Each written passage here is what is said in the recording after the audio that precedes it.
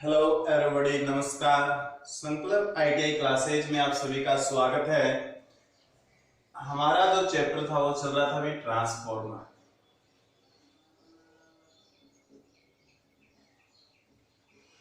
Transformer में आज पढ़ेंगे पार्ट 7 भाग 7 पढ़ेंगे। इससे पहले वाले जो टॉपिक में पढ़ा था वो पढ़ा था अपने ट्रांसफॉर्मर का शीतलन। ट्रांसफॉर्मर का शीतलन और शीतलन के जो भी हमारे पास 4 विधियां थी, उन चारों विधियों के बारे में अपन ने विस्तार से अध्ययन किया था। आज का जो नया टॉपिक होगा वो होगा ट्रांसफॉर्मर का विद्युत वाहक बल समीकरण। और इस समीकरण से ये समीकरण भी डायरेक्टली पूछ लिया जाता है। इस समीकरण से क्वेश्चन पूछ लिए जाते हैं और कई बार इसको एग्जाम में पूछा गया है। तो आज की जो हमारी नई हेडिंग होगी वो होगी ट्रांसफॉर्मर का विद्युत वाहक बल समीकरण। ठीक है, ट्रांसफॉर्मर का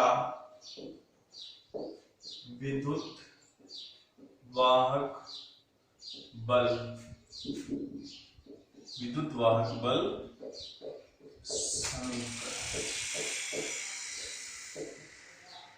इसमें देखो ये होता है कि जो ट्रांसफॉर्मर का विद्युत वाहक बल होता है वो किन किन बातों के ऊपर निर्भर करता है। ठीक है, या किन किन कारकों के ऊपर निर्भर करता है।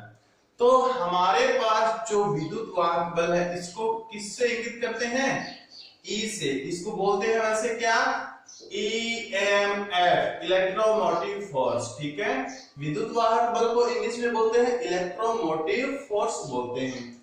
इसको इंगित करते हैं हम E के द्वारा करते हैं। ठीक है, E जो होता है ये क्या होता है? इसका EMF होता है। और ये जो EMF होता है वो किन किन बातों के ऊपर निर्भर करता है?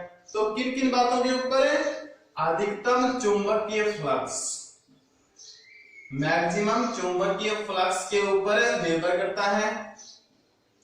जो हमारे पास ट्रांसफॉर्मर की वाइंडिंग होती है उन वाइंडिंग के चक्रों की संख्या के ऊपर भी ये निर्भर करता है। तो यानी कि लपेटों की संख्या के ऊपर भी ये क्या करता है? निर्भर करता है। जो हम सप्लाई स्रोत के अंदर फ्रीक्वेंसी देते हैं उस फ्रीक्वेंसी के ऊपर भी निर्भर करता है। और ये तीनों के तीनों जो कारक होते हैं वो होते हैं विद्युत वाहक बल के डायरेक्टली प्रोपोर्शनल होते हैं। ठीक है, यानी कि क्या होते हैं? समानुपाती होते हैं या अनुक्रमानुपाती जिसे अपन बोलते हैं। ठीक है, इसे अपन समानुपाती भी बोल सकते हैं, अनुक्रमानुपाती भी बोल सकते हैं।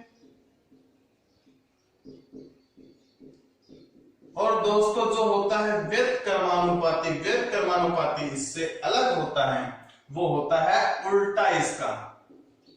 ठीक है, तो यही चीज जो हमें याद रखनी होती है। तो इसमें लिखो नई हेडिंग करो ट्रांसफॉर्मर का विद्युत वाहक बल समीकरण। ट्रांसफॉर्मर का विद्युत वाहक बल समीकरण।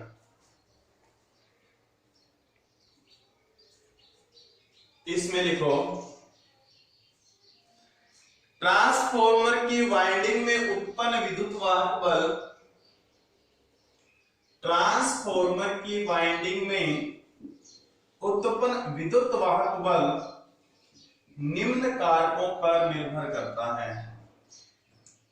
निम्न कारकों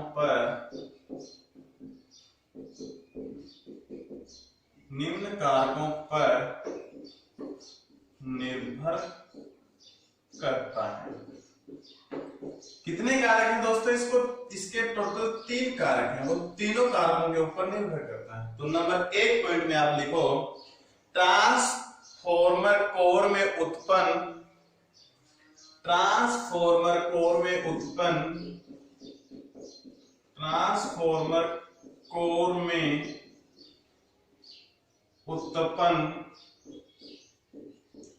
अधिकतम फ्लक्स, अधिकतम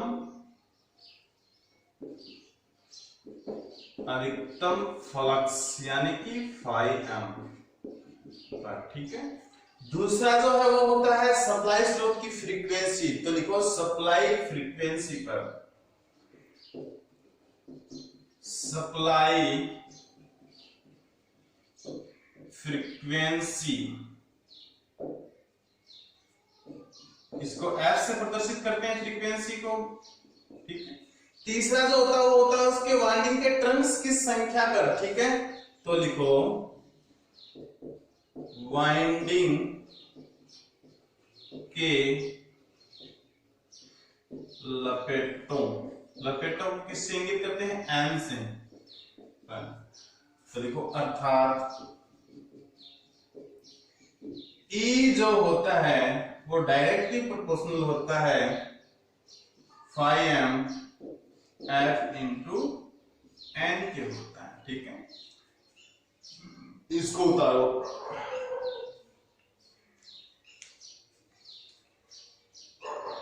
अब जो इसके आगे का जो बनता वो होता है दोस्तों ई बराबर होता है हमारे पास ई एवरेज, ठीक है। ई बराबर क्या होता है? हमेशा ई एवरेज होता है, और ई एवरेज की वैल्यू यही होती है phi M into F into N होती है। ई एवरेज हमने थोड़े दिन पहले पढ़ा था, E average phi M into F into N, ये ई एवरेज का फॉर्मूला होता है phi M into F into N होता है, ठीक है। तो अगर हमें E average into E average E average का मान पूछ लिया जाए तो क्या होता है, ठीक है। तो होता है ई आरएमएस की वैल्यू अगर हमें निकालनी हो तो होता है E average into form factor, form factor.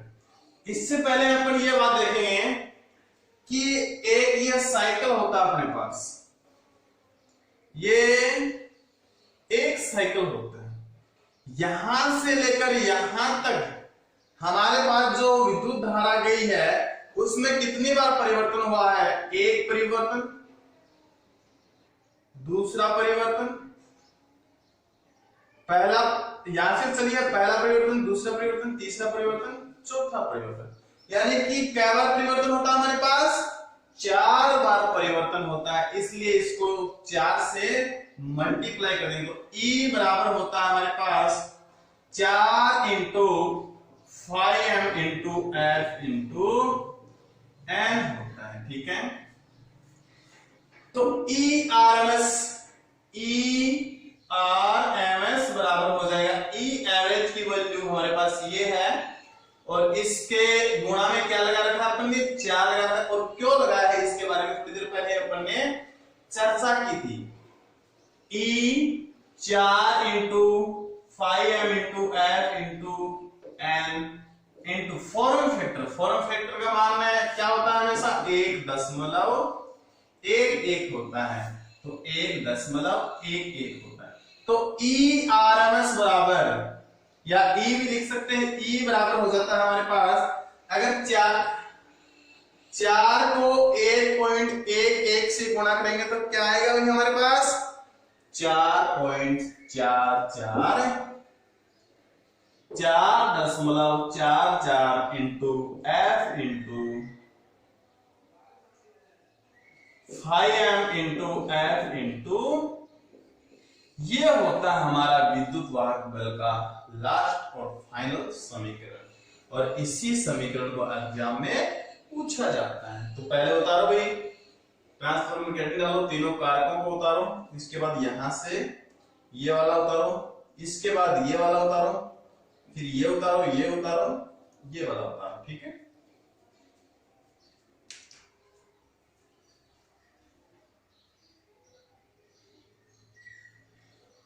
अब हम पढ़ेंगे ट्रांसफॉर्मेशन रेशियो, यानी कि ट्रांसफॉर्मेशन का अनुपात पढ़ेंगे, ठीक है। तो नई अड़ी डालो, ट्रांसफॉर्मेशन रेशियो, ट्रांसफॉर्मेशन अनुपात। और ट्रांसफॉर्मेशन रेशियो अनुपात से भी क्वेश्चन पूछे जाते हैं। ट्रांसफॉर्मेशन अनुपात, ट्रांसफॉर्मेशन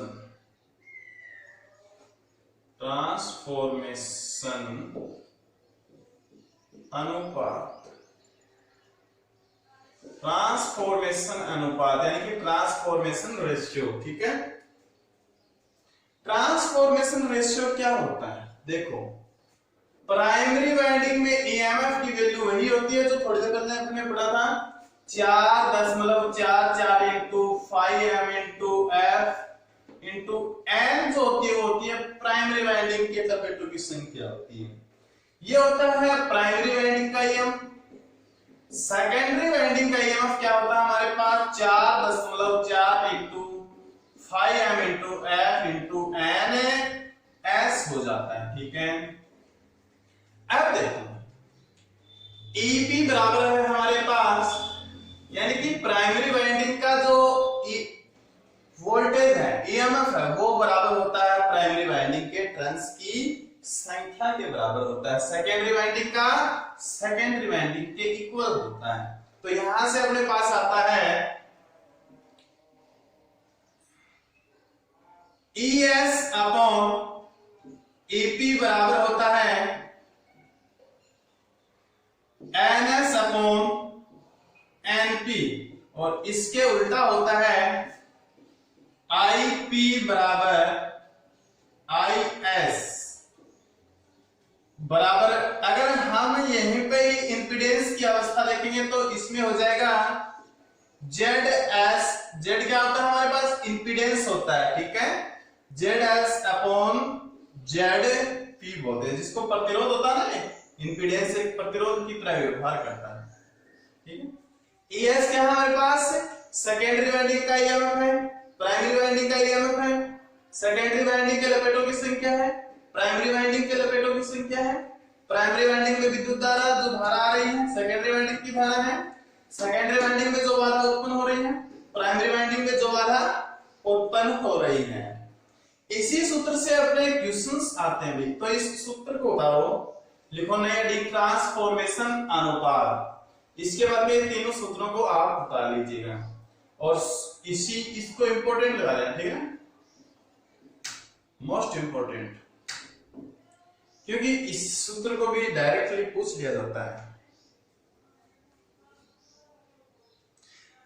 अब देखेंगे अपन इसके ऊपर न्यूमेरिकल जो होते हैं किस प्रकार से आते हैं।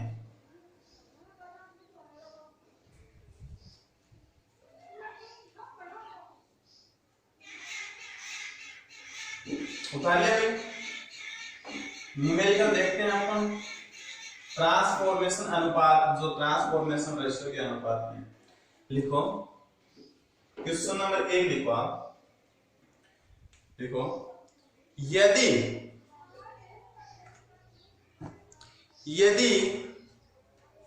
80 ओम के स्रोत को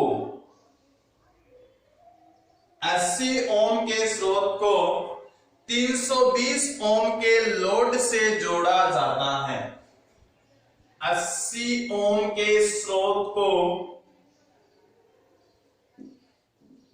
80 ओम के स्रोत को 320 लोड के ओम से जोड़ा जाता है,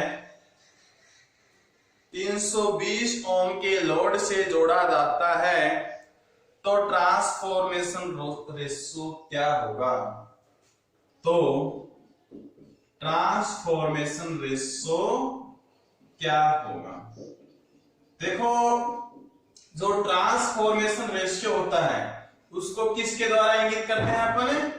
K के द्वारा इंगित करते हैं। ठीक है, तो यहां पे K की वैल्यू पूछी है, हमें क्वेश्चन दिया है कि सप्लाई स्रोत से जोड़ता है, वो तो होती है प्राइमरी वाइंडिंग, तो प्राइमरी इसलिए अपन यहाँ पे P लिखा है। लोड से जो नाम लिखा है वो है हमारा सेकेंडरी वाइंडिंग, क्योंकि हमेशा लोड कौन सी वाइंडिंग में जोड़ा जाता है? सेकेंडरी वाइंडिंग में तो जोड़ा जाता है।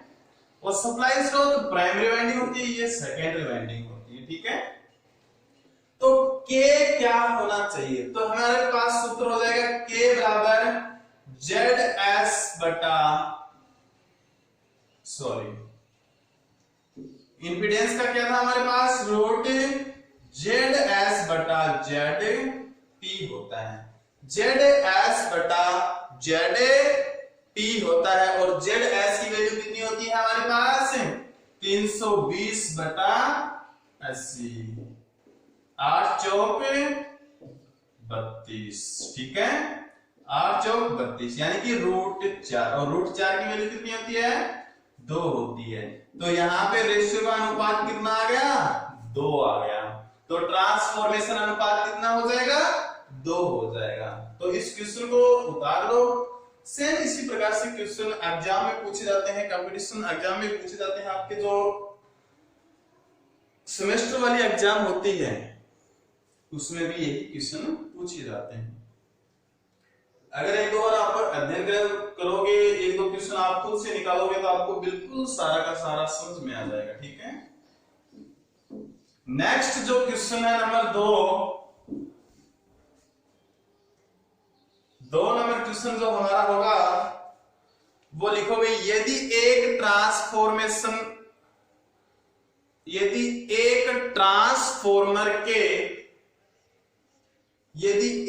ट्रांसफॉर्मर के प्राइमरी वाइंडिंग में चक्रों की संख्या 50 है, प्राइमरी वाइंडिंग में चक्रों की संख्या कितनी है भाई,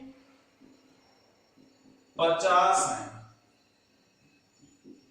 चक्रों की संख्या किससे, n से डोनेट करते हैं, इंगित करते हैं प्राइमरी वाइंडिंग को P से। प्राइमरी वाइंडिंग में चक्रों की संख्या 50 है तथा सेकेंडरी वाइंडिंग में चक्रों की संख्या हमारे पास 100 है, या हम 10 ले लेते हैं, इससे काटने में भी आसानी होगी। सेकेंडरी वाइंडिंग में चक्रों की संख्या 10 है, तो रिफ्लेक्टिव प्रतिरोध ज्ञात करना है। प्रतिरोध ज्ञात करना तो हमें Z से संबंधित ज्ञात करना पड़ेगा। जहां पे प्रतिरोध नाम आ जाता है वहां अपन Z ही लगाएंगे, क्योंकि हमारे पास कौन कौन सी है, E है, N है, I है और Z है। ये चार तो जो अक्षर है वो हमारे यूज दिए जाते हैं। E तो होती है विद्युत वाहक बल, N होती है संख्या लपेटों की, ये होती है धारा, और ये होती है प्रतिबाधा। Z होता है इंपीडेंस, प्रतिबाधा होती है, ठीक है। और क्वेश्चन आगे लिखो आप, तो रिलेक्टिव प्रतिरोध का मान ज्ञात कीजिए यदि सेकेंडरी वाइंडिंग पर 250 ओम का, सेकेंडरी वाइंडिंग पर 250 ओम का लोड संयोजित किया हुआ हो। तो दोस्तों हमारे पास सूत्र हमें पता है, NS बटा होता है NP बराबर ZS अपॉन ZP का रूट होता है, ठीक है। NS अपॉन NP लिखो, इसकी वैल्यू NS हमारे पास है 10, NP है हमारे पास 50 बराबर रूट, मान रखते जाओ, बिल्कुल सॉल्यूशन आपके साथ निकलता जाएगा और आप सीक्वेंस से चलते रहो, एक एक करके इसको हल करते रहो। ZS की वैल्यू हमें नहीं दे रखी है भाई, ZP की वैल्यू दे रखी है 250 ओम, 0 से 0। अब देखो अपन इस साइड दोनों का वर्ग करेंगे, तो 1/5 की होल स्क्वायर बराबर, अगर इसकी होल स्क्वायर करेंगे, इसकी होल स्क्वायर से ये रूट हट जाएगा और इसका क्या हो जाएगा, वर्ग हो जाएगा।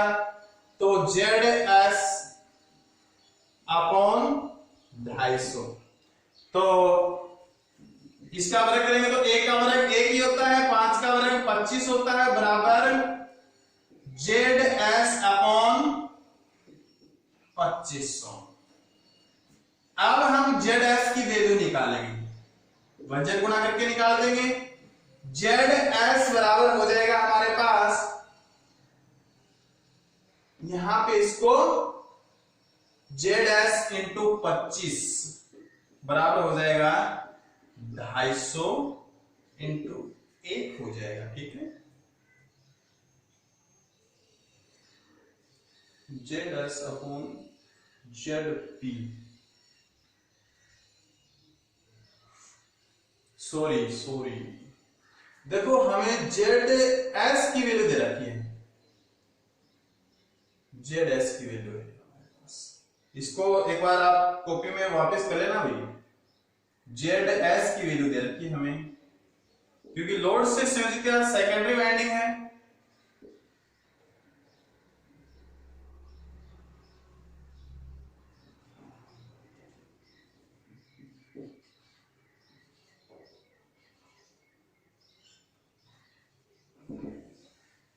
जेड एस की वैल्यू दे रखी है, इसको आप सही कर लेना एक बार। ठीक है, 1/25 बराबर 250/जेड पी। अगर हम जेड पी की वैल्यू निकालेंगे तो क्या करेंगे, वज्र गुणा कर देंगे, इसको क्या कर देंगे, वज्र गुणा कर देंगे। तो जेड पी को 1 से गुणा करेंगे तो जेड पी हो जाएगा 2500 को अगर 25 से गुणा करेंगे तो क्या आएगा दोस्तों, 25 25 625 होते हैं ना, 25 की स्क्वायर 625, एक शून्य है तो ये आ जाएगा ओम के अंदर। ठीक है, तो इस प्रकार से दोस्तों हमें न्यूमेरिकल पूछे जाते हैं। एक छोटा सा न्यूमेरिकल और पूछ लेते हैं आपको। यदि 120 वोल्टेज एसी, इसको उतारो पहले,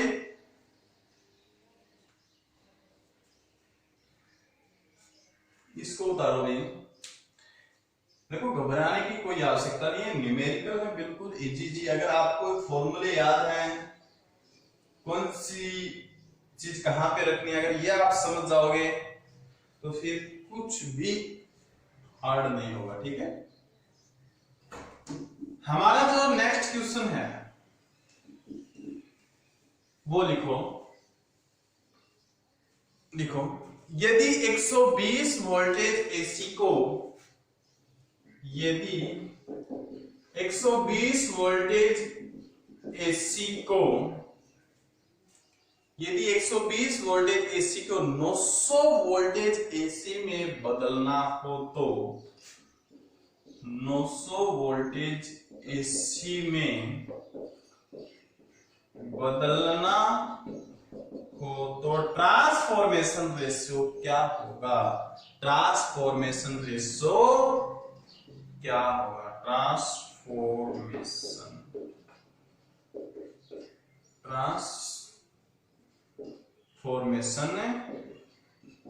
रेशियो क्या होगा। हमें डायरेक्टली पूछा है ट्रांसफॉर्मेशन रेशियो, यानी कि के की वैल्यू पूछी है। देख किसकी रखी है, यदि 120 वोल्ट एसी को 900 वोल्ट एसी में बदलना हो यानी कि बाहर निकलेगा जेड एस बटा ES बटा EP होता है। ठीक है, वोल्टेज यानी कि विद्युत भाग ES बटा EP होता है। ES की वैल्यू हमें दे रखी है सेकेंडरी वाइंडिंग की 900 बटा प्राइमरी वाइंडिंग की 120, कैंसिल कर दो 6 45